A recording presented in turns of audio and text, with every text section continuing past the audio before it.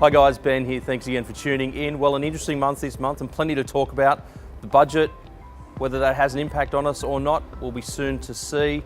In terms of the clearance rate, that's hovered around that 70% zone. So we touched on this last month. This for us is what we would consider a normal or a more balanced market. So some things are selling, some things aren't. Well-priced properties and well-prepared properties are still selling really well.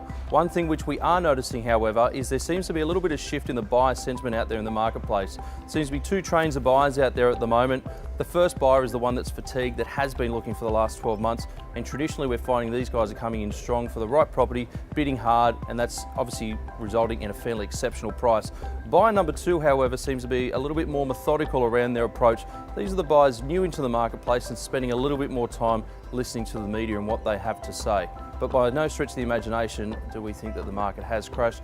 If anything, our prediction is this will probably more flatline than anything else, and the results will still continue to be the same throughout the coming months.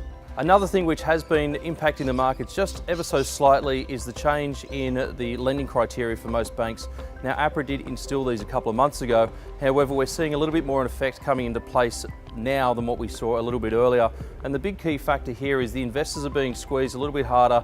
Foreign investors, especially now for the new ghost tax for anybody that buys an investment property that doesn't have anybody living in it. But the one thing that we are noticing a little bit more on ground zero is anybody going back to the bank, their serviceability now is adding another 3% on top of whatever the advertised cash rate is. Traditionally, they would do a serviceability on an additional 2% just to factor in any change in that cash rate, but this 3% seems to be changing some of the borrowing capacity for some of the buyers. Whilst it's not having a huge impact, we are noticing a little bit more of that coming into the marketplace. In terms of results, we're seeing some fantastic results right across all pricing points, so that is definitely some comfort for sellers, and there's plenty more coming on throughout the cooler months as well. So buyers, if you're still looking, there's plenty more great homes becoming available.